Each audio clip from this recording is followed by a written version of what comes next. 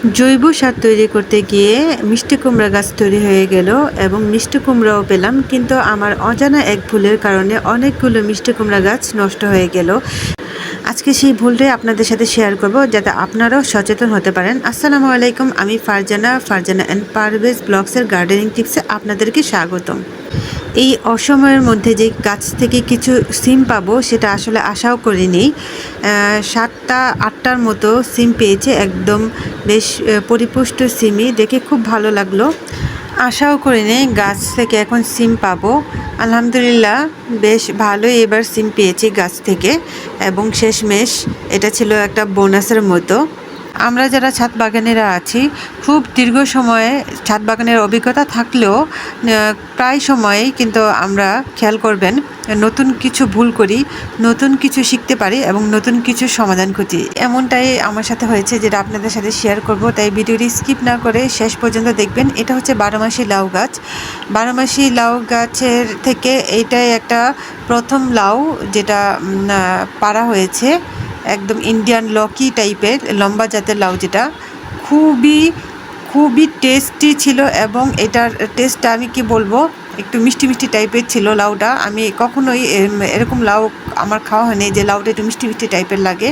এতটাই ভালো ছিল, একদম মুখে দিলে হাওয়াই মিঠার মতো গলে যাবে এরকম টাইপের লাউটা রান্না করেছিলাম। খুবই টেস্টি ছিল। এই 12 মাসি লাউ জাতটা খুব ভালো পড়েছে এবং আল্লাহর রহমতে অলরেডি প্রচুর পরিমাণে আবার করা চলে এসেছে। এই বেগুন গাছগুলা থেকেও প্রচুর পরিমাণে বেগুন খেয়েছি এবং রমজান মাসে অনেকগুলো রোজাতেই গাছের বেগুন দিয়ে বেগুনি খেতে পেরেছি। আমি কিছু বেগুন এভাবে পলিব্যাগ করে রেখেছি। এখানে গোল বেগুন আছে, লম্বা বেগুন আছে। পলিব্যাগ করলে বেগুনগুলো আরও ভালো থাকে, পোকামাকড়ের হাত থেকে মানে সেফ থাকে। তো চেষ্টা করবেন গাছের ফল বা সবজিকে পলি করার। পলি ব্যাগটা খুবই উপকারী গাছের ফল সবজিকে প্রোটেক্ট করার জন্য। আমাদের এই ছাদ বাগানটা একদম আমি অর্গানিকভাবে তৈরি করার চেষ্টা করছি, কারণ এখানে আমি কোনো রাসায়নিক সার আসলে ইউজ করিই নাই। বলতে গেলে কি আমি এই পর্যন্ত রাসায়নিক সার কোনো ইউজ করিনি। এই আমাদের ছাদ বাগানের এই গাছগুলোতে সম্পূর্ণভাবে জৈব সার, এবং সেই জৈব সারগুলো নিজের ঘরে বানানো সেই জৈব সার থেকে প্রত্যেকটা গাছ আসলে লাগানো হয়। প্রত্যেকটা গাছে সার দেওয়া হয়, জৈব সার, জৈব তরল সার এবং বিভিন্ন কীটনাশকও, সেটা হোমমেড কীটনাশক থাকে, সেটাও কোনো রাসায়নিক কীটনাশক থাকে না। একদম অর্গানিক গার্ডেন তৈরি করার চেষ্টা করছি। কম খাবো, কিন্তু যেটুকুই খাবো চেষ্টা করবো যেন একদম কেমিক্যাল মুক্ত সেই সবজি বা ফলটা রাখার।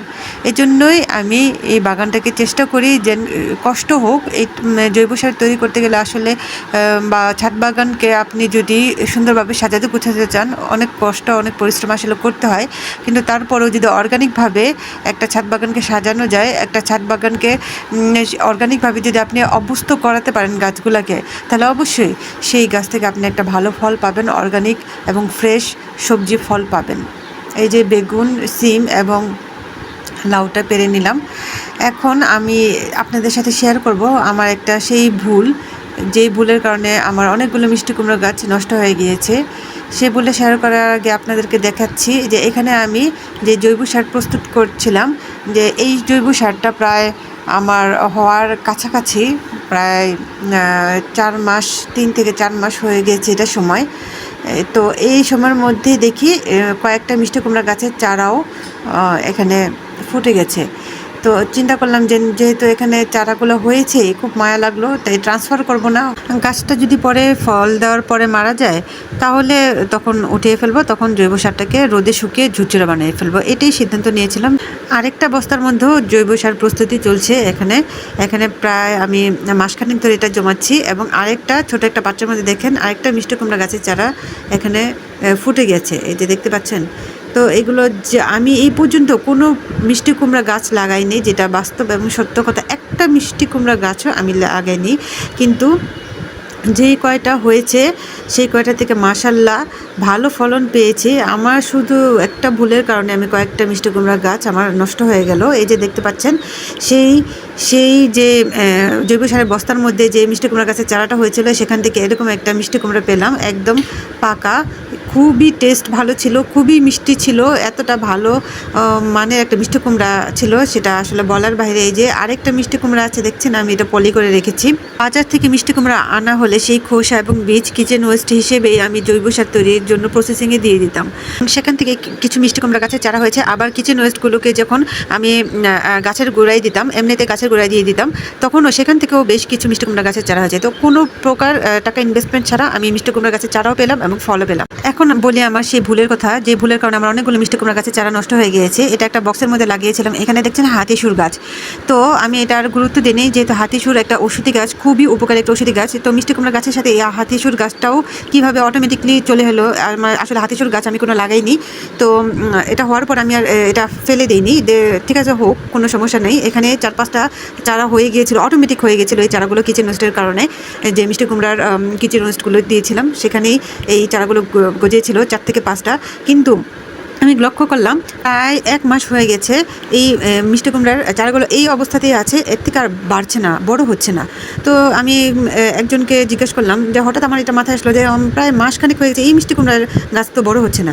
তো তাকে বললাম যে আমার মিষ্টি কুমড়ার গাছ তো বড় হচ্ছে না, তো অন্যান্য গাছ তো বড় হয়েছে, তো এগুলো বড় না হওয়ার আসলে কারণ কি? সে জিজ্ঞাসা করলো যে না, আপনার এই মিষ্টি কুমড়ার গাছের সাথে কি অন্য কোনো গাছ ছিল? আমি বললাম যে হাতিসুর গাছটা ছিল, এটা ওষুধি গাছ, খুবই উপকারী, তাই আমি ফেলে দিইনি। তো অন্য একটা জায়গাতেও আমি হাতিসুর গাছ লাগিয়েছি, যেগুলোর বীজ থেকে যখন এই মিষ্টি কুমড়ার সাথে হাতিসুর গাছগুলো হয়েছে। তো বললো যে এই ভুলটা আপনারা করেছেন, হাতিসুর গাছের সাথে অন্য যে কোনো গাছ থাকবে সেই গাছটা বড় হবে না। হাতিসুর গাছের শিকড় অন্য গাছের শিকড়ের বৃদ্ধিকে বাধাগ্রস্ত করে। এক পর্যায়ে অন্য গাছ হাতিসুর গাছের সাথে যে গাছগুলো হয় সেই গাছগুলো হয়তো বাড়ে না বা এক পর্যায়ে মারা যায়।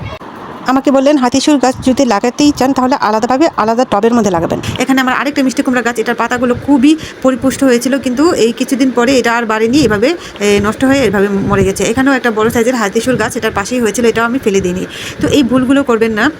হাতিসুর গাছ যদি আপনাদের ছাদ বাগানে থাকে তাও সেই গাছের সাথে অন্য কোনো গাছ রাখবেন না, একদম আলাদাভাবে সেই হাতিসুর গাছটাকে আলাদা টবের মধ্যে রাখবেন, অন্য কোনো গাছের সাথে পাশাপাশিও রাখবেন না, তাহলে অন্য গাছটা এফেক্টেড হবে, অন্য গাছটা ক্ষতিগ্রস্ত হবে এবং সেটা মারা যাবে। তো এই ভুলের কারণে আমার অনেকগুলো, সেখানে 5-6টার মতো মিষ্টি কুমড়া গাছের চারা ছিল, আবার আরেকটা টবের মধ্যে ছিল মিষ্টি কুমড়া গাছের চারা, সেটাও নষ্ট হয়ে গেল। মনটা খুবই এজন্য খারাপ ছিল। তাও একটা ভুল থেকে শিক্ষা নিলাম, এরকম ভুলটা আর কখনোই করবো না। এখানে দেখছেন এটা এই চারাগুলো মিষ্টি কুমড়া গাছের এই বীজগুলো কিনে নিই, চারাও লাগাইনি, এটাও অটোমেটিক হয়ে গিয়েছে।